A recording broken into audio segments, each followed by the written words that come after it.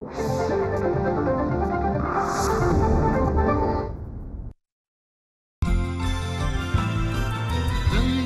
नजाऱ्याची रंगीन दुनिया, रंगीत दुनियेची रंगीन जादू. नजारे निराळे सितारे तराने, अदाए तूफानी दिल हुए बेकाबू. अनोखे दीवाने अंदाज प्यारे, त्यांच्या कामाची जादू नावाची जादू. बघूयात यांच्या या हुकमी टेक्यांची दुसरी बाजू, दुसरी बाजू, दुसरी बाजू. नमस्कार मित्रमैत्रिणींनो, दूरदर्शनच्या सह्याद्री वाहिनीवरती दुसरी बाजू या तुमच्या आवडत्या कार्यक्रमात तुम्हा सगळ्यांचं नेहमीप्रमाणेच मनपूर्वक स्वागत. मित्रमैत्रिणींनो, काय मला कळत नाही माझा काय स्वभाव आहे तो, परंतु मला माणसं आवडायला लागली की ती काल्पनिक नाती असतात, त्या नात्यांमध्ये मी त्यांना बसवायला लागतो. म्हणजे मुद्दाम बसवतो असं नाही, पण मला वाटतं की एखादी व्यक्ती हा माझा मुलगा असू शकतो, जावई असू शकतो, मुलगी सून असू शकते, मुलगी असू शकते, वगैरे वगैरे. आजचा जो आपला पाहुणा आहे तो असाच एक आहे. या आमच्या नाट्य, सिनेमा आणि टेलिव्हिजन या क्षेत्रामध्ये अशी अनंत हुशार मुलं आजच्या पिढीतली आहेत जी मला खूप आवडतात. आणि एकदा मला माणसं आवडायला लागली त्यांच्या कर्तृत्वामुळे, गुणांमुळे, की कुठल्या ना कुठल्या तरी कप्प्यात मी त्यांना नेऊन बसवतो. मी म्हणजे माझं मन. आजचा जो कलावंत आपण इथे भेटीला बोलवलेला आहे तो असाच पहिल्यांदा मला वाटलं की तो माझा जावईचा आहे, कारण त्याची बायको तिला मी मुलगी मानलेली. पण त्याला भेटल्यानंतर मला असं वाटलं की नाही, हा माझा मुलगाही आहे. तर असा एक अतिशय हरहुन्नरी, अत्यंत कुशाग्र बुद्धीचा असा हा कलावंत आज आपल्या भेटीला येतो आहे. त्याला इथे भेटायला आपण बोलवणार आहोत. त्यापूर्वी त्याच्यावरची एक चित्रफीत आपण पाहणार आहोत नेहमीप्रमाणेच. पाहूया चित्रफीत. सोनचाफा या व्यावसायिक नाटकाने उमेशनं आपलं पाऊल नाट्यसृष्टीत ठेवलं. मिळेल ते काम करत आपल्या अभिनयाला न्याय देण्यासाठी उमेश सतत प्रयत्नशील असतो. क्षितिज ही एकांकिका आणि आभाळमाया या मालिकेमधून उमेशची महाराष्ट्राला ओळख झाली. समर एक संघर्ष या चित्रपटात सर्वप्रथम लीड रोल करण्याची संधी उमेशला मिळाली. आजवर अनेक नाटक, सिनेमा, मालिका आणि शोज यामधून उमेश घराघरात आणि प्रेक्षकांच्या मनात घर करून बसलाय. महाराष्ट्र शासनाचा सर्वोत्कृष्ट अभिनेता हा पुरस्कार देखील उमेशला मिळालाय. अशा या लाडक्या आणि गुणी कलावंताची जाणून घेऊया दुसरी बाजू. तर स्वागत करूया आपल्या सगळ्यांच्या लाडक्या उमेशचं. उमेश कामत. उमेश,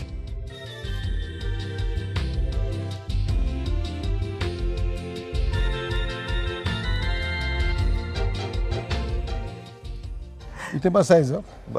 आणि आता आपण प्रश्नोत्तराला सुरुवात करायची. एक तर मी तुझ्या घरी आलो आहे की तू माझ्या घरी आलायस, मगाशी बोललो त्याप्रमाणे गप्पा मारायचे. तुझ्यावर प्रेम करणारा सगळा जो मराठी माणूस आहे आणि महाराष्ट्रीय, तर त्याला तुझ्याबद्दल ऐकायला आवडेल. बस.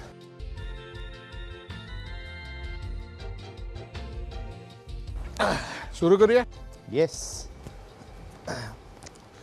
उमेश, मी तुला जेव्हापासून आता आठवायला लागलं तेव्हापासून जे तुला आठवतं आहे, सुखाचं दुःखाचं दोन्ही, आणि आईवडील, त्यांच्या आठवणी, भावंड त्यांच्याबद्दल, शिक्षणाबद्दल, शाळा कुठली असेल ती, नंतर कॉलेज वगैरे, मित्रपरिवार, कॉलेजच्या गमती जमती, हे सगळं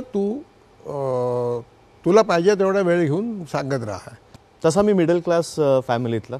माझे आई वडील नोकरी करणारे. माझे वडील MSCB मध्ये काम करत होते आणि आई RBI मध्ये काम करत होती. सो आमचं नेहरूनगर कुर्ल्यात माझा जन्म झाला, पण आम्ही आई RBIमध्ये काम करत असल्यामुळे सांताक्रूजला माझी सगळं लहानपण माझं तिकडे गेलं. 20-1 वर्ष RBI कॉलनीत. आणि नोकरी संपल्यानंतर परत आम्हाला तिकडनं बाहेर काढण्यात आलं ॲज युज्युअल, जशी प्रथा असते. आणि परत मी नेहरूनगरला आलो. मला 2 भाऊ आहेत मोठे, एक जयेश कामत आणि सगळ्यात मोठा राजेश कामत. सगळ्यात मोठा भाऊ आता न्यूझीलंडला सेटल झाला आहे त्याच्या फॅमिलीसोबत, आणि जयेश माझ्यासोबत राहतो. काही नाही, मूल्य तीच. मला फार बरं वाटलं. I am thankful to God की मला असे आईवडील मिळाले, की खरं सांगू का की माझी इच्छा नव्हती कला क्षेत्रात यायची. म्हणजे मी असं काही ठरवलंच नव्हतं, पण आईचं माझ्या इतकं प्रेम होतं की त्यांचा इतका पाठिंबा असायचा की तू कर, तुला हवं ते कर. त्यांनी कधीच मला हेच कर तेच कर असं कधीच आयुष्यात सांगितलं नाही. सतत त्यांचा पाठिंबा असायचा, तुम्हाला जे हवं ते करा, तुम्हाला जे आवडेल ते करा आणि आहे त्याच्यात खुश आहात. सो तीच गोष्ट मी घेऊन पुढे जातो आहे.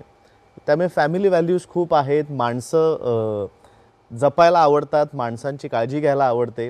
मी तसा मितभाषी आहे, मी फार बोलत नाही. रादर मला इंटरव्ह्यूज द्यायलाही आवडत नाहीत खरं सांगू तर. पण 2 महत्त्वाच्या गोष्टी, मी थोडा विषय बदलतोय, पण 2 महत्त्वाच्या गोष्टी म्हणजे दूरदर्शनमध्ये मला इंटरव्ह्यू द्यायला मिळतोय, जिथे कुठेतरी माझी सुरुवातीचा काळ माझा या दूरदर्शन वाहिनीवरती गेलेला आहे काम करण्यात. आणि विक्रम काका म्हणजे हे माझ्यासाठी आजचा दिवस हा one of the best memories असणार आहे. म्हणून मी इंटरव्ह्यू द्यायला, कारण मला असं सतत वाटतं, मला इंटरव्ह्यूज ऐकायला आवडतात लोकांचे, पण मला असं वाटतं की मला अजून सांगण्यासारखं मी तेवढं काही कमवलेलं नाही आहे, तर मी कुठे इंटरव्ह्यू देऊ आणि काय हे करू. पण आय थिंक आज ह्या निमित्ताने, दुसरी बाजूच्या निमित्ताने मी हा अनुभव घेणार आहे. माझ्या ज्या काही थोड्या बहुत अनुभव असतील तर मी शेअर करण्याचा प्रयत्न करणार आहे. सो आय थिंक मला असं वाटतं की आज कुठेतरी असं वाटतं की आई बाबा असते तर जास्त त्यांना आनंद झाला असता की अशा पद्धतीचा मी इंटरव्ह्यू देतो आणि तुम्ही इंटरव्ह्यू घेतायत. आई बाबा नाही आहेत? नाही, दे आर नो मोर. केव्हा गेले आई बाबा? आई 2006 साली गेली आणि वडील 2011 साली गेले. कमिंग टू द स्टोरी, तर तुझा जन्मसुद्धा मुंबईतलाच? येस, मुंबईत. आणि शाळा कुठली? शाळा BPM हायस्कूल खार, आणि कॉलेज माझं रुपारेल कॉलेज.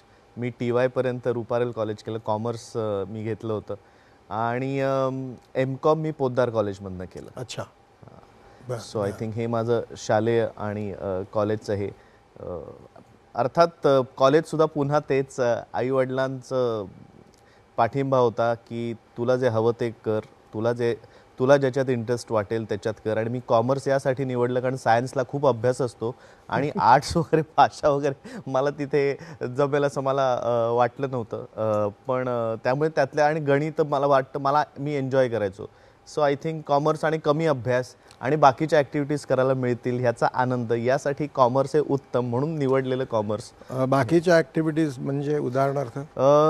मी एकांकिका स्पर्धा म्हणा किंवा नाटकात मी आधीपासून, खरं तर लहानपणापासून मी काम करतो आहे. मी ॲक्सिडेंटली ह्या क्षेत्रात आलो खरं सांगायचं तर. माझा मोठा भाऊ जयेश कामत, तो आधी मोहन वाघांच्या चंद्रलेखा या संस्थेत त्यांनी एक नाटक केलं होतं सोनचाफा नावाचं. त्याच्यात यशवंत दत्त, वंदना गुप्ते होते. आणि आमच्या घरात कोणीच ह्या क्षेत्रातलं नव्हतं, त्यामुळे ह्या क्षेत्राची माहिती नाही, काही नाही. इथे काय करायला लागतं, काय कशी एंट्री असते, काय कोणी गॉडफादर नाही, काही नाही.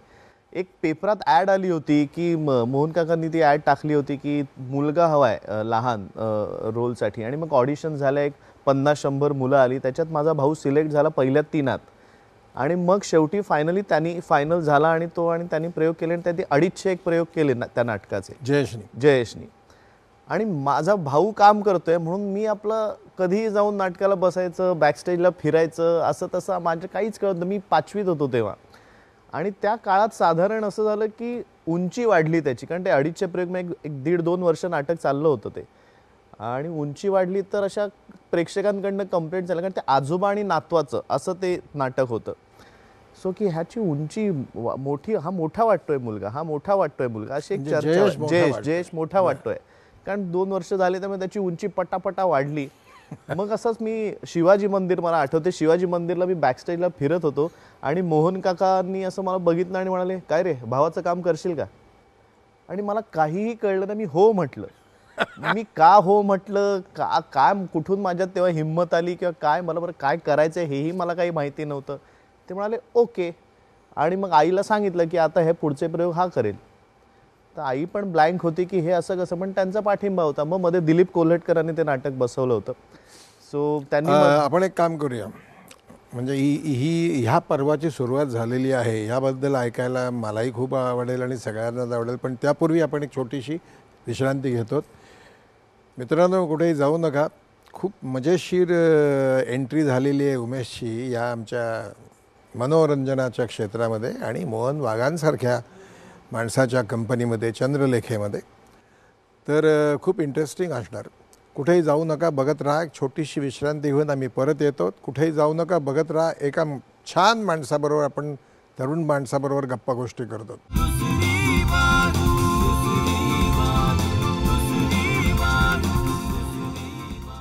विश्रांतीनंतर पुन्हा एकदा सगळ्यांचं स्वागत. गप्पा गोष्टी उमेश कामत या देखण्या तरुणाबरोबर. तर मोहन काकांनी तुला विचारलं काम करणार का, आणि तू हो म्हणलास. पुढे काय नाही, पुढे आम्ही त्या, मला अजूनही आठवतं, रवींद्रला पूर्वी तिकडे मागे एक रिहर्सलचे हे, आता बदललंय सगळं, पण पूर्वी तिकडेच खोल्या होत्या आणि रिहर्सल हॉल असायच्या, रूम्स असायच्या वरती 2 मजली. तिकडे दिलीप काकांनी मला संध्याकाळच्या रिहर्सल्स द्यायला सुरुवात केली माझ्याकडे. मला ते आता आठवतही नाही आहे खरं सांगू तर, काय पद्धतीने मी ते पाठ केलं होतं, काय पद्धतीने मी ते सगळं, कारण मोठा रोल होता बऱ्यापैकी, त्या नातवाच्याच कॅरेक्टरवरती ते नाव होतं. आणि झाली रिहर्सल, कशी झाली काय झालं मला माहिती नाही. मी सुरू केलं, मी त्याच्यानंतर 51 प्रयोग मी केले, पण मी उभा राहिलो, मी तो प्रयोग केला आणि त्याच्यानंतर एक 51 प्रयोग केले आणि सुरू झालं माझं बाई. पण तेव्हा सुद्धा मी एक छंद म्हणूनच ह्याच्याकडे बघत होतो. आई असायची बरोबर, ते घेऊन जायचे, काहीतरी वेगळा अनुभव म्हणून. मला तेव्हा काही कळत नव्हतं. तेव्हा पहिला धडा मला यशवंत दत्तांनी तेव्हा काहीतरी एक दिलं, तेवढा मला अजूनही आठवते. बाकी मला नाटकातलं काही आठवत नाही. एका ह्याच्यात मी असं साखळी घेऊन वाघाला खेचतोय अशी एक माझी एका ठिकाणी एंट्री होती. आणि मी सोडून नंतर आजोबांना बघतो आणि त्यांना मुजरा करतो, असा तो एक सीन होता पहिलाच. मी त्यांना पहिल्यांदा जेव्हा भेटतो तेव्हा पहिल्या प्रयोगानंतर त्यांनी मला सांगितलं माझा हात पकड. म्हटलं ओढ, आता ओढ. तर मी आपला ओढला आणि त्यांनी सोडला आणि माझा बॅलन्स गेला. ते म्हणाले हे असं व्हायला पाहिजे कारण तू कोणाला तरी ओढतोय. सो आय थिंक तिथे मला काहीतरी अच्छा आहे, अशा पद्धतीने विचार करूनही काही गोष्टी करायच्या असतात आणि ह्याचा इम्पॅक्ट कसा येतो लोकांवरती, कलाकारांवरती, अशी मला वाटतं की ॲक्सिडेंटली का असे ना पण माझी सुरुवात झाली या क्षेत्रात. मग त्यानंतर वर्षाला मग त्यानंतर मोहन काकांचं स्वामी नाटक त्यांनी एका फेस्टिवलसाठी सुरू केलं होतं. त्याच्यात नारायण पेशवेची भूमिका केली होती. मी नव्हतो नाही तेव्हा. आय थिंक ते काही प्रयोगांसाठी, एक हिंदू कॉलनीत आय थिंक कुठलं तरी फेस्टिवल होतं, त्याच्यावर एक ठराविक प्रयोगांसाठी केलं होतं. सुकन्या कुलकर्णी, आशुतोष दाता आणि असे ते होतं. सो ते झालं. त्याच्यानंतर मग वर्षाला 5वीत 6वीत 7वीत 8वीत असं एखादी सिरियल, छोटासा रोल, असं नाटक किंवा असं काहीतरी करत होतो. 10वीत अर्थात काही केलं नाही. आणि नंतर 11वीत सुद्धा एक मालिका केली दूरदर्शनवरच, काहीतरी छोटीशी, हौस खातर. पण त्या सगळ्यात ना ते जे दौरे वगैरे मी केले ना, खरं सांगू विक्रम काका, तेव्हा असं आय डोंट नो मी आता हे बोलणं योग्य आहे की नाही, पण ते जे काही वातावरण असायचं, म्हणजे जो म्हणतात ना नाटकानंतरचा एक अंक असायचा आणि मग तिकडे एक त्या पद्धतीने, ज्या पद्धतीने ती माणसं वागायची किंवा ज्यानंतर ते काही व्हायचं, ते असं वाटलं की हे काही आपण आयुष्यभर नाही, म्हणजे मोठं झाल्यानंतर हे करायचं आहे का आपल्याला, तर नाही. आणि उत्तम पुढे. त्यामुळे मी म्हटलं की नाही, मला नाही वाटत आहे की मी, कारण हे तसंच ते महिन्याच्या महिन्याला एक काही ठराविक प्रयोग करायचे आपलं, त्याच्यानंतर तसंच ते प्रवास. मला वाटत नव्हतं की मी ते करीन किंवा तेव्हा मला कळत नव्हतं. जेव्हा कॉलेजमध्ये मी ॲडमिशन घेतली रुपारेल कॉलेजमध्ये, त्याच्यानंतर मी एकांकिका स्पर्धा करायला लागलो. तेव्हा मी प्रोफेशनली काहीच काम केलं नाही आणि तिथे मला चस्का लागला खरं सांगू तर. इंटर कॉलेज कॉम्पिटिशन्स केल्या, मुंबई युनिव्हर्सिटीला रिप्रेझेंट केलं नॅशनल लेवलला, तिथे आम्हाला गोल्ड मेडल मिळालं. आणि नाटकाला तेव्हा वेगवेगळ्या भाषेतली, मग वेगवेगळ्या कॉलेजेसमधली मुलं एकत्र येऊन आम्ही नाटक वगैरे करून तिथे परफॉर्म केलं होतं. सो तिथे मला कळायला लागलं की मला हे आवडतं आहे आणि मी हे एन्जॉय करतो आहे. तोपर्यंत असं होतं की काहीतरी MBA वगैरे करू आपलं कॉमर्सच्या ह्याच्यात आणि नोकरी वगैरे, पण नोकरी करायची नव्हती. माझं होतं की मी 10 ते 5 जॉब मी करू शकणार नाही, हे कुठेतरी एक मनात पक्क होतं. तर त्याच्याशिवाय काय मी वेगळं करू शकीन, माझ्याकडे पर्याय मला दिसत नव्हता. आणि आय थिंक ह्या इंटर कॉलेज कॉम्पिटिशन्समध्ये आणि त्या एकांकिकेच्या चस्क्यात म्हणजे आमचं शेड्यूलच फार विचित्र असायचं. मी आता सगळं सांगायला लागणार आहे, पण कॉलेजमध्ये म्हणजे मी कधीच वर्गात बसलेलो नाही. सकाळी आमचं 7चं कॉलेज असायचं. आम्ही अरे म्हणजे काय नवीन काही सांगत नाहीस तू. काही जणांना माहीत नसेल कदाचित, सगळे तेच करतात. सकाळी 7चं कॉलेज असायचं. आम्ही जायचो 10 वाजता आणि 10 वाजता गेलो की कॅन्टीनमध्ये बसायचो आणि तोपर्यंत आमचे जे अभ्यासू मित्र असायचे ते अटेंड करून लेक्चर्स यायचे कॅन्टीनमध्ये. मग गप्पा टप्पा, मग दुपारी मित्रांकडेच दादर, कारण मी राहायचो सांताक्रूजला, दादरला आमचं माटुंग्याला कॉलेज, परत कुठे घरी जा, कारण संध्याकाळी एकांकिकांच्या रिहर्सल्स असायच्या. सो आम्ही एखाद्या मित्राच्याच घरी जा, त्याच्या आईवडिलांनी आम्हाला जेवायला घालायचं, तिथेच गप्पा टप्पा करायच्या. परत संध्याकाळी 5 वाजता ज्या सगळे कॉलेजेस मोकळे झाले असतात किंवा आम्ही जिमखान्यात येऊन रिहर्सल करायची आणि रात्री 11 वाजता घरी जायचं. सो ही एक जी वेगळी एक हे चालू झाली, आमचं वेगळं शिक्षण जे चालू झालं, तिथे कुठेतरी चस्का लागला मला. आणि मी तेव्हा ठरवलं, आय थिंक मग TY झाल्यानंतर खरं मला अभ्यासात फार इंटरेस्ट नाही, पण एकांकिका करायला मिळतील म्हणून मी कॉलेजमध्ये परत राहायला तर पाहिजे. पण मग काय करायचं, मग आपण MCOM करूया. मग त्याच्यासाठी म्हणून मग मी पोद्दारमध्ये, तेव्हा फर्स्ट क्लास मी सोडला नाही, शेवटचा महिना 1.5 महिन्यात अभ्यास करायचो, पण एक 60% वरती मार्क मिळायचे मला. ते मित्रांमुळे मिळायचे, माझ्यामुळे नाही, कारण ते अभ्यास करून घ्यायचे. सो MCOMचाही मी वर्ग बघितलेला नाही. मी अक्षरशः असं केलेलं आहे की मी ॲडमिशन अशी इथे फॉर्म भरला, असं की आता मी MCOMला ॲडमिशन घेतोय ठरवलं, आणि मी पोद्दारच्या ते ऑफिस आहे आणि त्यांच्याच बाजूला त्यांचा जिमखाना होता, असा फॉर्म भरला. मी बाहेर आलो आणि प्रकाश बुद्धिसागर असे आले, अरे तू काय करतोयस इकडे? म्हटलं काय नाही, MCOMला ॲडमिशन घेतोय. हो हो, चल चल चल इकडे, आपली 2 दिवसांनी एकांकिका आहे, बरं झालं तू गेलं, मला एक कॅरेक्टर होत.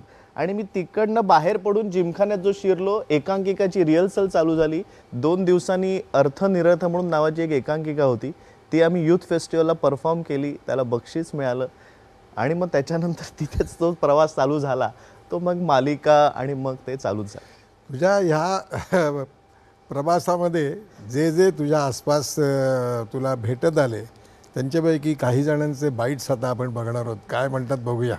आम्ही 11वीपासून ते MCOM पर्यंत एकत्र अभ्यास केला आणि आम्ही एकत्र बसायचो अभ्यास करण्यासाठी. आणि मी अभ्यासू टाईपमध्ये होतो की जो मुलगा साधारणतः कॉलेजमध्ये अभ्यास करतो, नोट्स काढतो. आणि उमेश जास्ती ॲक्टिव्हिटीजमध्ये असायचा की एकांकिका स्पर्धा, डान्स कॉम्पिटिशन्स याच्यामध्ये. मग त्यांच्यासाठी नोट्स काढणं, आम्ही एकत्र अभ्यास करणं आणि त्यांना त्या नोट्स समजावणं, त्याच्यातनं त्याचा फायदा होत गेला. आणि त्यांना समजावण्यासाठी मला नीट अभ्यास करणं आवश्यक होतं, त्याच्यामुळे माझाही फायदा होत गेला.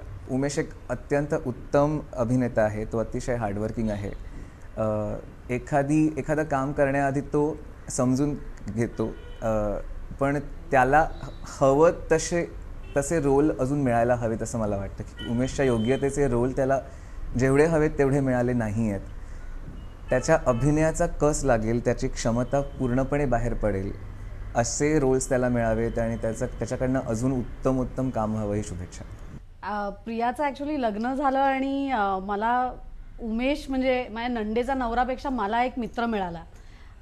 सो एक असा मित्र ज्याला म्हणजे सगळेच तुम्हाला हे सांगतील की ज्याला मनातलं तुम्हाला सांगायला लागत नाही, त्याला न सांगताच बऱ्याच गोष्टी कळतात. मी नुसतंच मित्र आहे, आता आम्ही काम करतो एकत्र, त्यामुळे मला काम करतानाही त्याचे बरेच पैलू उलगडले. ॲक्च्युली तो मला अनेक गोष्टींमध्ये मदत करतो, शिकवतो.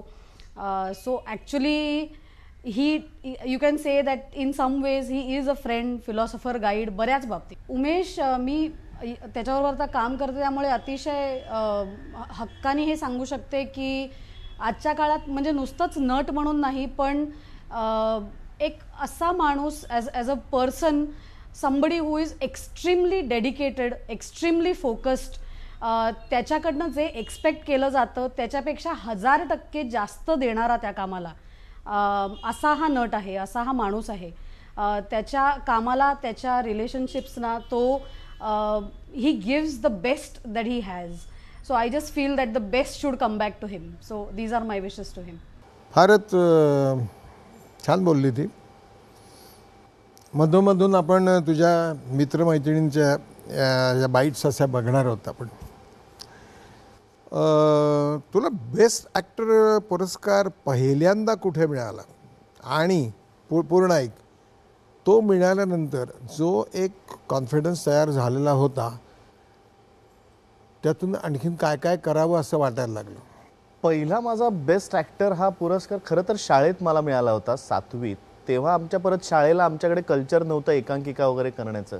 एकच त्या वर्षी काय सुचलं आमच्या बाईंना आणि त्यांना म्हटलं आपण इंटर स्कूल कॉम्पिटिशन करूया.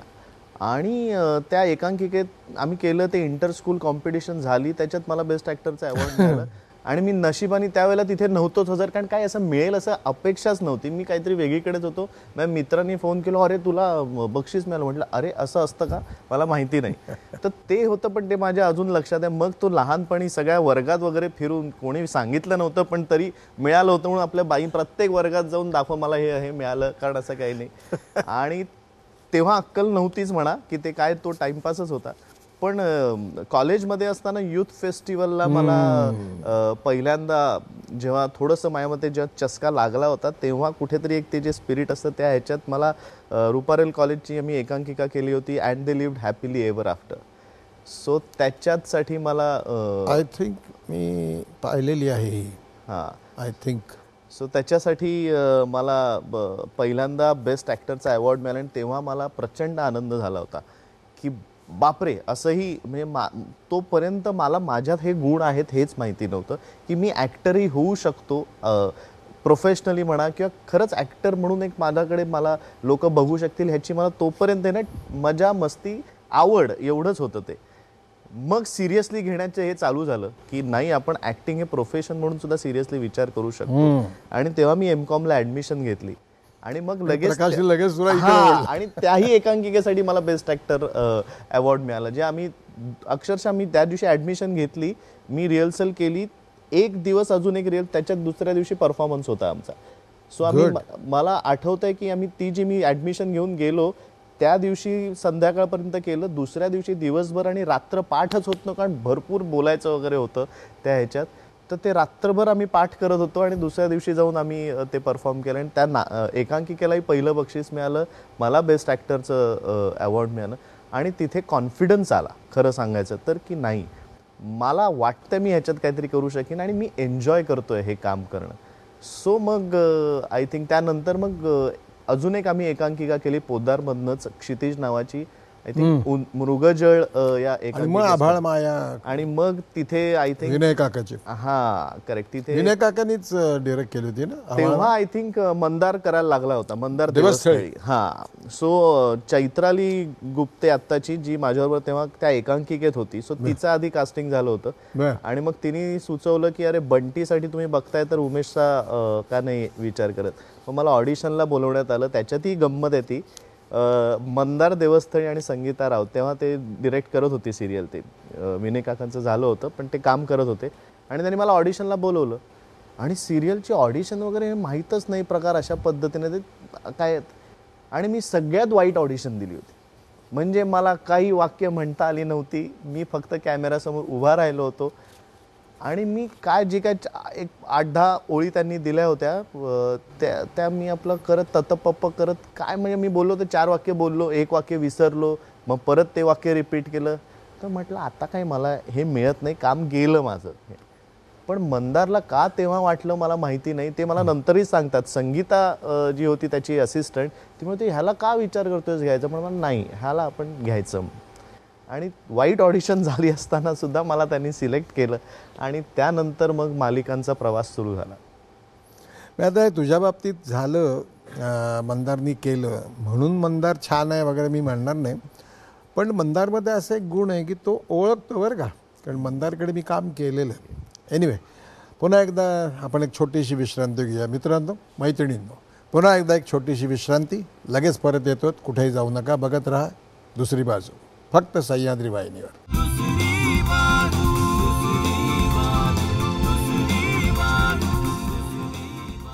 सर्वांचं पुन्हा एकदा स्वागत दुसरी बाजूमध्ये. गप्पा गोष्टी आपल्या उमेशबरोबर. मी मगाशी असं म्हणालो की काही काही दिग्दर्शक असे असतात की त्यांना बाकीचे लोक म्हणतात की हे काय केलं, पण त्यांना बरोबर कळलेलं असतं काहीतरी चांगलं आहे आणि ते बरोबर लक्ष ठेवून असतात. मंदार, कदाचित तू हा पाहत असशील कार्यक्रम, तर तुझ्याबद्दल जरा विक्रम काका बरं बोलतोय, मला फोन करून थँक्स वगैरे म्हण जरा. त्याच्याकडे काम केलेलं आहे मी. मंदार हुशार आहे तो. नंतर मग मंदारच्या नावावरून मी एका नाटकामध्ये मोठा विनोदी सीन पण केलेला आहे, म्हणजे मंद्या वगैरे असं.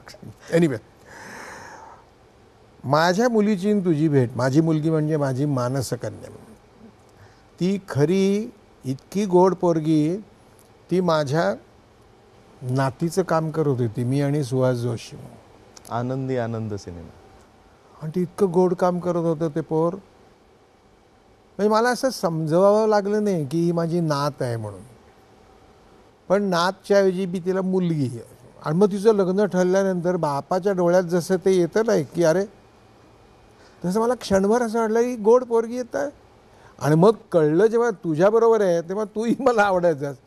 माझ्या दुर्दैवाने मला फक्त 2 मिनटं तुझ्या लग्नाला येता आलं. यू नो इट व्हेरी वेल. मी किती धावपळीत आलो. ती 2 मिनिटं सुद्धा आमच्या अक्षरशः लक्षात. आम्ही नंतरही खूप बोललो की विक्रम काका आले, 2 मिनिटं का असेना, इतकं बरं वाटलं होतं. Thank you so much. तेव्हा थँक्यू म्हणता आलं नाही, पण खरंच नाही, म्हणजे तुम्ही तुमच्या त्या गडबडीत होतात, परंतु मी ठरवलं होतं की ही दोन्ही पोरं माझी लाडके लोक जे आहेत माझे, त्याच्यातली ही 2 पोरं आहेत आणि जायचं म्हणजे जायचंच.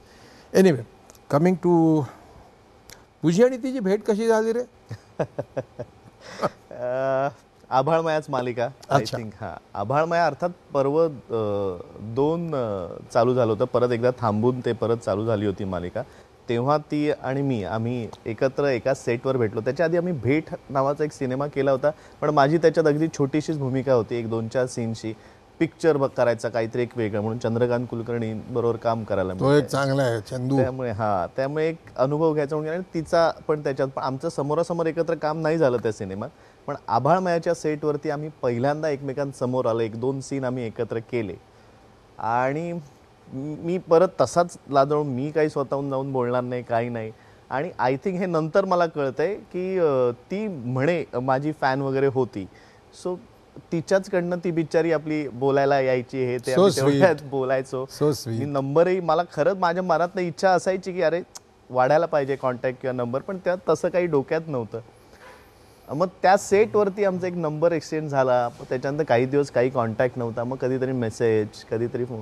ही फारच गोड पोरगी आहे ती, सुस्वभावी, सुसंस्कृत, सुशिक्षित, well behaved. I am so lucky too. Yes, you are lucky, you are lucky.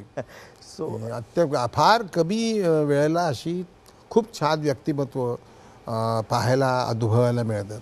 तर ते पोर खूप गोड आहे, प्रिया नावाचं. सो आय थिंक तेव्हा आमचं. प्रिया तुझ्याबद्दल काहीतरी बोलते आता बघ.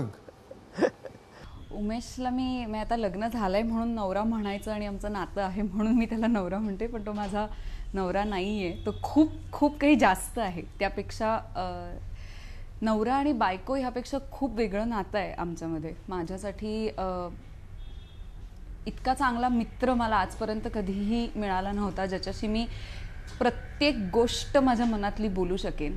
आम्ही नेहमी म्हणतो दोघंजण, लग्न जेव्हा आम्ही करायचं ठरवलं तेव्हाही आम्ही असं म्हटलं की आपल्याला टिपिकल नवरा बायको बनून कधीच राहायचं नाही आहे.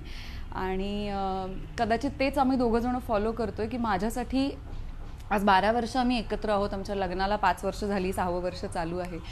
तरीसुद्धा मला उमेश कधीच नवरा म्हणून वाटला नाही. तो कायम माझा खूप जास्त जवळचा मित्र होता, आहे आणि राहील. आणि मला वाटतं की आमच्या रिलेशनशिपची सगळ्यात जास्त गंमत तीच आहे की तो माझा मित्र आहे मोर दॅन माझा नवरा. सगळ्याच गोष्टी चांगल्या असत्या तर माणूस परफेक्ट झाला असता, आणि माणूस परफेक्ट असेल तर त्याची काही गंमतच नाही. इम्परफेक्शनची मजा आहे असं मला वाटतं की माणसांमध्ये काहीतरी कमी राहिलाच पाहिजे, कारण त्याच्यामध्ये ते कमी असेल तर दुसरा पार्टनर ती कमी पूर्ण करतो. सो काही गोष्टी अशा आहेत ज्या उमेशच्या मला असं वाटतं की त्यांनी करायला पाहिजे, पण माझा पूर्वी तो अट्टहास होता, आता मी तो सोडून दिलाय, कारण तोही माणूस आहे, वेगळ्या प्रकारचा माणूस आहे, त्याचे लाईक्स डिसलाईक्स माझ्यापेक्षा वेगळे असू शकतात. पण अगदीच सांगायचं जर झालं, तक्रार करायचीच झाली, तर माझी अशी खूप इच्छा होती आणि आहे की उमेशनी वाचन केलं पाहिजे. त्याला पुस्तकं वाचायची आवड निर्माण झाली पाहिजे आणि त्यांनी वाचलं पाहिजे. म्हणजे तो पेपर वाचतो, तो न्यूज बघतो, त्याला सिनेमे बघायला जास्त आवडतात पुस्तक वाचण्यापेक्षा. पण मला वाटतं की पुस्तक वाचण्याचा एक जो आनंद आहे, त्या आनंदाला तो मुकतो, तर तो आनंद त्यांनी घ्यायला पाहिजे.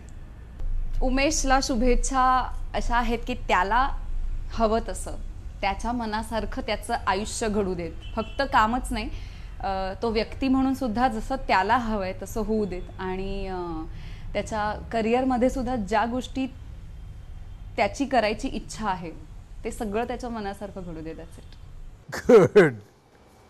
हे सगळं चालू असताना तुला जो संघर्ष, पहिला तुझा जो रोल होता, तो जे लीड रोल केलास, तो लग्नाच्या आधी नंतर? आधी समर एक संघर्ष नावाची ती फिल्म होती. समर एक संघर्ष. तेव्हा कोण होतं डिरेक्टर? आत्माराम धरणे. बर. त्याची ती पहिलीच फिल्म होती. आणि मी तेव्हा वादळवाट मालिका करत होतो.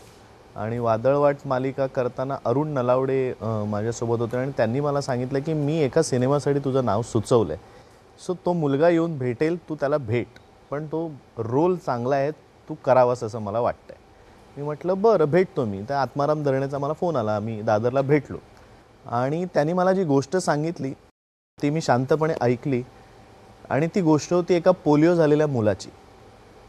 एक लहानपणी पोलिओ झालेला तो मुलगा आहे आणि तो जिद्दीने मोठा होतो. अरुण नलावडे त्यांचे वडील असतात. तो एक वारकरी पंथातला असा मुलगा आहे, तो गावाकडचा गरीब मुलगा आहे, पण तो जिद्दीने मोठा होतो आणि तो वकील होतो. आणि एका पॉईंटला त्याला अशा केसला सामोरं जावं लागतं की त्याच्या समोर सुद्धा तो एक अपंगच मित्राची केस लढतो, पण त्यांनी गुन्हा केलेला असतो, त्यामुळे तो त्याच्या विरुद्ध लढतो आणि तो केस जिंकतो. ते हे ऐकल्यानंतर मी म्हटलं की इंटरेस्टिंग आहे, प्रचंड इंटरेस्टिंग आहे खूप. पण मला वाटलं ह्याच्यासाठी मला वेळ द्यायला हवा असतो, कारण तू म्हणशील मी फक्त व्हीलचेअरवर बसलोय आणि ते करतोय, तर मी तसं, तुला तसं आहे का डोक्यात? नंतर तो मला म्हणाला की तुझं ते वाक्य ऐकून मी म्हटलं नाही, तूच करायचं असं.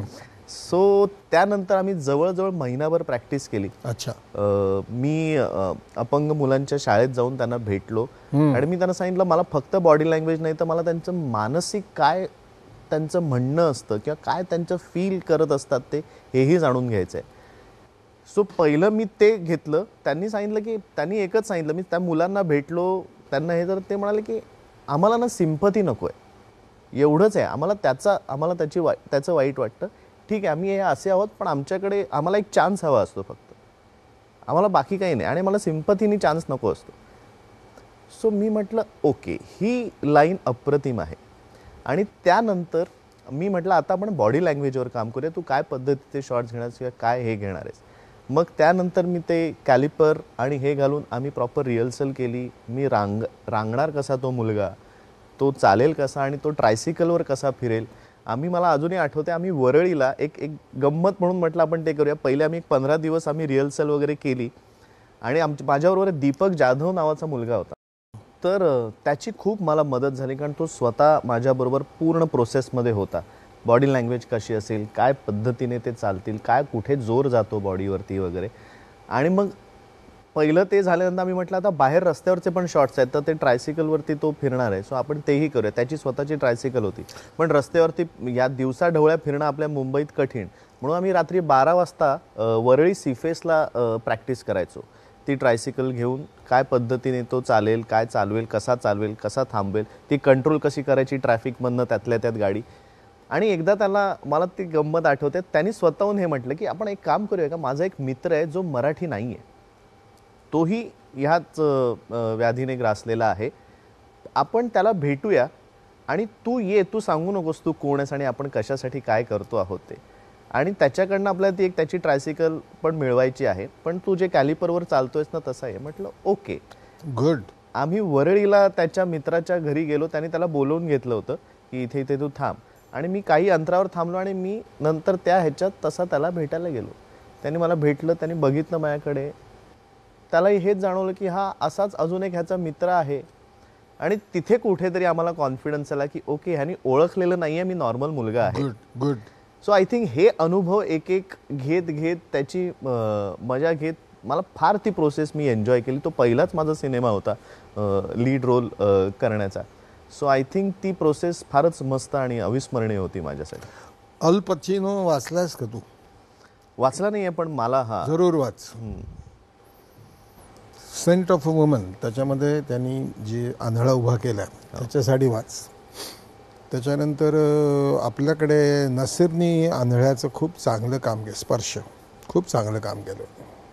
हे सगळं तुला समर एक संघर्षाला सगळं शिकायला मिळतं. प्रोसेसमधून जाताना तुला एवढं करावं लागतं हे मिळालं. Very good. नंतर तुला खूप पुरस्कार मिळाले, सन्मान मिळाले. शासनाचा बेस्ट ॲक्टर तो कशासाठी मिळाला तुला? याच सिनेमासाठी. अच्छा. त्या वर्षी पहिल्यांदा मला प्रोफेशनली अवॉर्ड्स मिळालेत. आधीपर्यंत सगळं कॉलेज होतं. त्या वर्षी मला झी गौरवचं बेस्ट ॲक्टर, मटा सन्मानचं बेस्ट ॲक्टर आणि शासनाचं बेस्ट ॲक्टर याच सिनेमासाठी गुड मला मिळाला होता. गुड. सो चंद्रलेखेकडे तू किती नाटकं केलीस एकूण? तीच लहानपणी जी केली ती सोनचाफा आणि स्वामी. त्यानंतर नाही केली. माझ्या भावाने केली पण त्याच्यानंतर, पण तो पण थांबला. त्यांनी सोनचाफा केलं, त्याच्यानंतर त्यांनी रंग उमलत्या मनाचे नावाचं नाटक केलं होतं आणि प्रेमाच्या गावाजावे हे केलं. त्यांनी ते एवढं केलं आणि तो थांबला. आणि त्याच्यानंतर सॉरी मी हे कसं विसरेन, रणांगणमध्ये मी कॉलेजमध्ये आल्यानंतर रणांगणमध्ये मी काम केलं होतं, पण ती पण मी रिप्लेसमेंट केली होती. अच्छा. मी पहिल्यापासून नव्हतो त्या. मी 148व्या प्रयोगाला जॉईन झालो, जे 288 पर्यंत हे केलं. सुयश पटवर्धन, त्याच्याबरोबरच्या आठवणी तू सांगणार आहेस, पण त्यापूर्वी आपण पुन्हा एकदा छोटीशी विश्रांती घेऊया. एक छोटीशी विश्रांती. पाहत रहा दुसरी बाजू, गप्पा गोष्टी आपल्या लाडक्या उमेश बरोबर.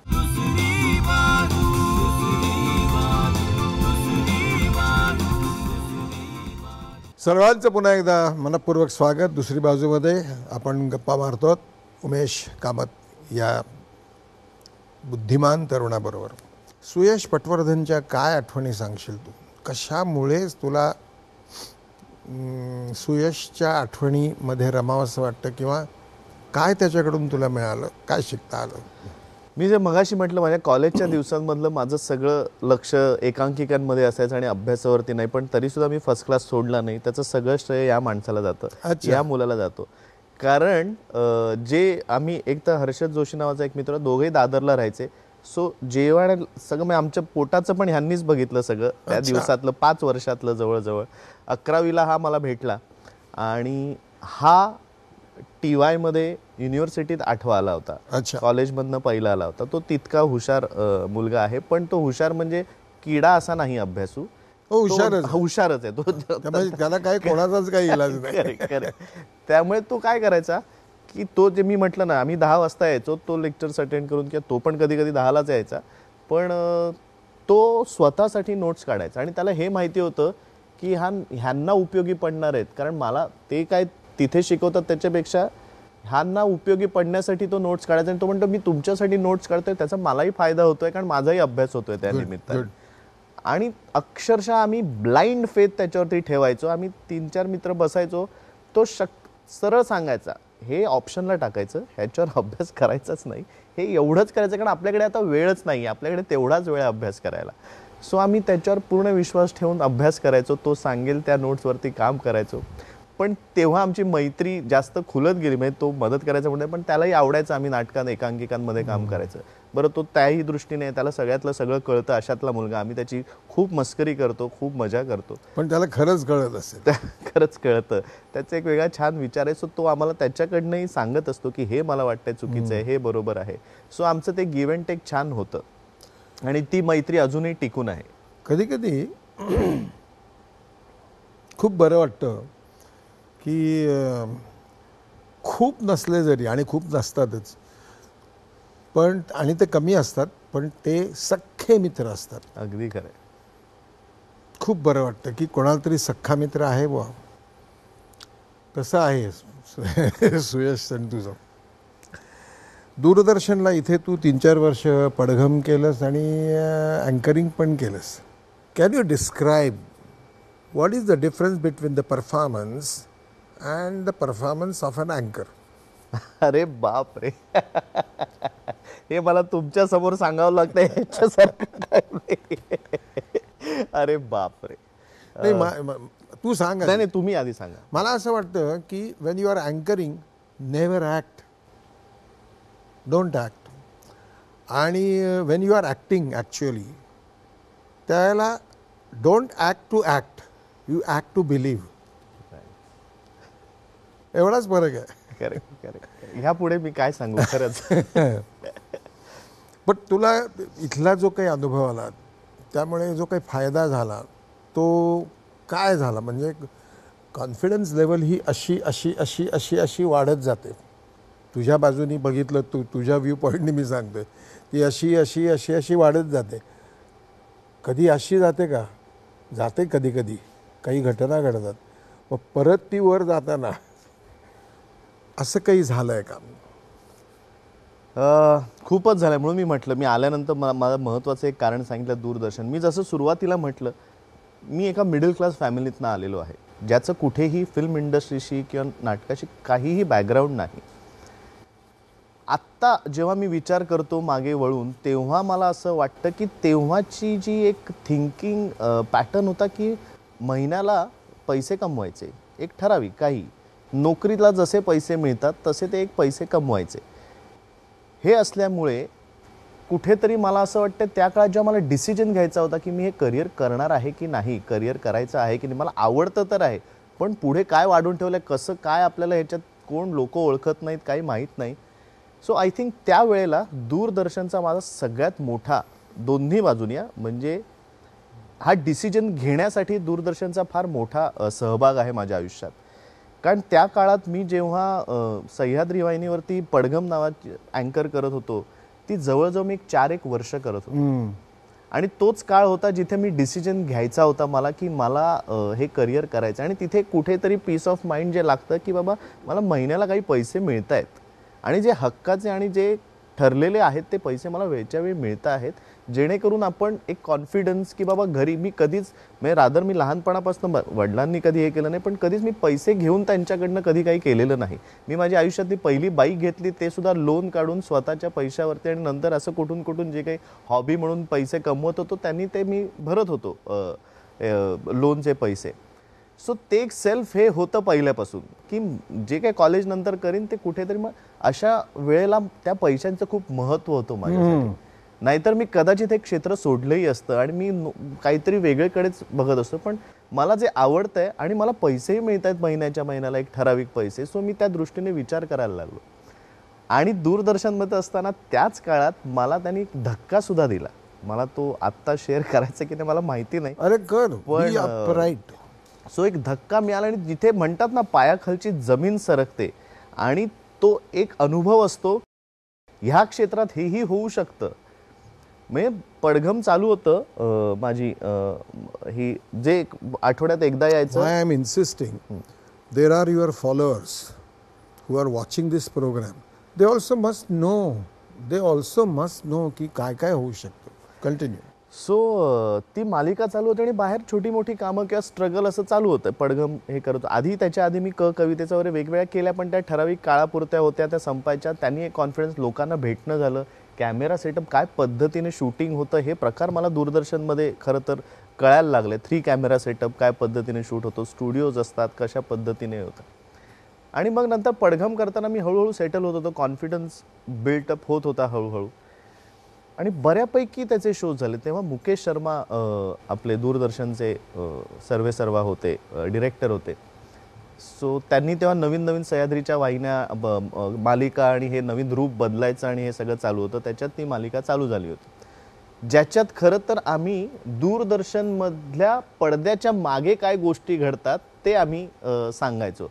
की कोणाला एक सेलिब्रिटी आलाय, इथे रोलिंग चालू झालंय आणि तो पोचलाच नाहीये वेळेवर, तर तो तेव्हा मला आठवतं, तेव्हा आम्ही गुलशन ग्रोवर उशिरा आला होता इथे, सगळे सेटअप होते, लाईव्ह कार्यक्रम होता 11चा का काहीतरी, आणि रोलिंग वगैरे सगळं झालं, आणि तो गाडीतनं बूट हातात घेऊन धावत बिवत आला होता. सो ते शूट झालं होतं. आणि मग ते आम्ही आठवड्याला एकदा कधीच की काय गमती जमती ह्याच्याही मागे होतात, काय कष्ट घ्यायला लागतात, किंवा ही टीम वेगवेगळे डिपार्टमेंट्स कसे काम करतात दूरदर्शनमध्ये.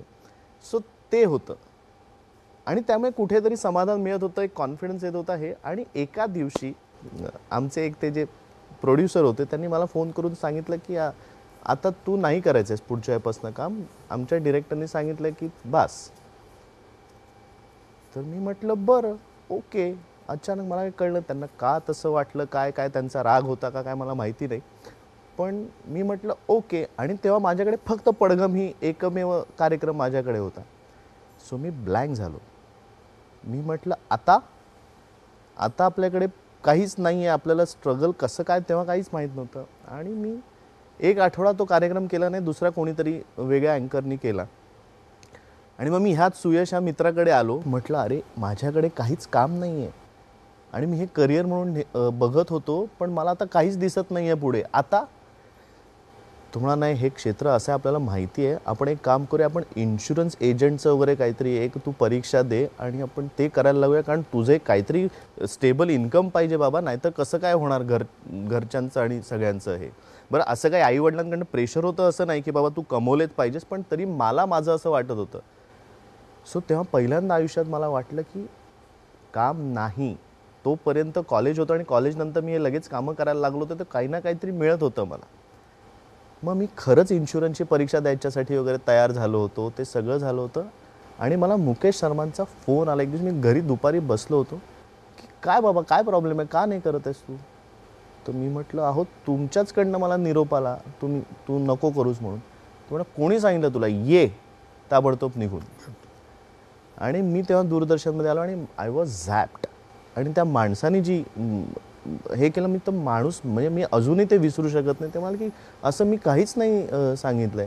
मग ते सगळं थोडं प्रकरण बाहेर आलं की त्या प्रोड्युसरला पर्टिक्युलरली बहुतेक मी नको असेल किंवा काही कारण असेल. सो त्यांनी त्याच्यानंतर मला परत कंटिन्यू केलं आणि ते सगळ्या गोष्टी बदलल्या. I think that was the time की आय रिअलाइज की हे क्षेत्र इतकं स्टेबल आहे वाटतं तितकं नाही. आज आहे तर उद्या नाही, उद्या आहे तर परवा नाही. पण तेव्हा मी मात्र ठरवलं की नाही, आता ह्या क्षेत्रात मी काही ना काहीतरी करून दाखवीन. आणि आय थिंक त्यानंतर परत गाडी रुळावर आली. Many people must have told you की तू एक छान नट आहेस म्हणून. Let me tell you again, कारण तुझ्याकडे सांगण्यासारखं बरंच आहे. संतोष पवार, आदेश बांदेकर यांच्यावर कामं करताना आलेले अनुभव वगैरे वगैरे. पण हेही झटके बसू शकतात. हे नव्यानी याच्यात प्रवेश करू इच्छिणाऱ्यांना ते कळलं आता बरोबर. तू काय सध्या सायकलिंग आणि फिटनेस वगैरे, गुड गुड, चांगली गोष्ट आहे. सामाजिक जाणीवेच्या संदर्भामध्ये काही डोक्यात आहे का, काही करतोस का, पटपट सांग जरा. खरं सांगू, you owe something to the society, to people who love you. Absolutely. पण आणि करत नसशील आता तर पुढे काही करायची योजना आहे का? खरं सांगू का की मला असं वाटतं प्रत्येकानेच ते करायला हवं, पण त्याची पब्लिसिटी करू नये, ह्या मताचा मी आहे. पूर्वीच्या काळी बेटा हे बरोबर होतं. Today the followers they really follow you. लोकांना कळलं पाहिजे की हे नुसतेच पैसे मिळवत नाही आहेत प्रकाशात येऊन, हेही काम करतात, हे कळलं पाहिजे. पण सांगू का विक्रम काका, मला मान्य आहे हे, आपण ह्याच्यात पहिल्यांदा आपलं थोडं कदाचित मतं वेगळी असू शकतील, पण इथे ना खूपदा त्याचा उपयोग की मी हे करतोय म्हणून दाखवण्यासाठी होतो. जर जे जेन्युइनली करत असतात ना, माझ्यामध्ये ते करत असतात, आणि कोणी करतंय म्हणून करणारी पण फार कमी लोक असतात. मला असं वाटतं ज्यांना करायचं असतं ना ते करतातच, आणि माझ्या मते प्रत्येकानेच ते केलं पाहिजे, आपल्या ताकदीप्रमाणे, आपल्या ऐपतीप्रमाणे करावं. सोशल सर्व्हिस म्हणा किंवा समाजाचं जे देणं आहे आपण म्हणा, ते लोकांना दाखवायची गरज आहे असं मला वाटत नाही. त्याची पब्लिसिटी करायची गरज आहे असं मला वाटत नाही. आणि जसं तुम्ही म्हणताय की फॉलोअर्सनी ते बघावं यासाठी तर त्याचं मला असं वाटतं की त्या फॉलोअर्सना काय हे करतायत म्हणून मी करतोय, हे पण करू नये हे मला वाटतंय म्हणून मी करतो, असंच त्यांचंही म्हणणं असावं असं माझं प्रामाणिक पण निदान हे ऐकल्यानंतर सुद्धा हे तुझं माझं संभाषण ऐकल्यानंतर सुद्धा केवळ आपण ज्याला जो आपला लाडका आहे तो कलावंत करतो म्हणून आपण करायचं का आपल्याला सुद्धा असं वाटलं पाहिजे, हे आत्ता उमेशने बोलून दाखवलं त्याप्रमाणे आपल्याला वाटण्याकरता आपण सभोवताल पाहिलं पाहिजे, एवढं तर होऊ शकेल. एनिवे, एक नेहमीचाच एक खेळ असतो, तो खेळूया आपण. ज्याचं तुला आवडतं उत्तर असेल, येत असेल तर द्यायचं नसेल देऊ नकोस. पटपट एका वाक्यात. आवडता खेळ? सगळेच खेळ आवडतात मला. गुड. सगळ्यात प्रिय तुला कोण? प्रिया. गुड. आवडती अभिनेत्री? सध्या मी मेरिल स्ट्रीपच्या खूप प्रेमात आहे. गुड. अभिनेता नसतास तर? अरे बापरे, काहीच केलं नसतं असं आता वाटतं. आवडतं अभ्यासाचं ठिकाण? केलाच नाही कधी. मित्राचं घर. ह्यातला आपल्या क्षेत्रातला अभ्यास. आपल्या क्षेत्रातला अभ्यास माझ्या मते प्रत्येक क्षण. Very good. जगातला सगळ्यात मोठा देश कुठला आहे माहिती आहे? रशिया. रशिया. नाही, आता रशिया नाही आहे, पण सगळ्यात सुखाचा क्षण सध्या आता मी हा एन्जॉय करतो.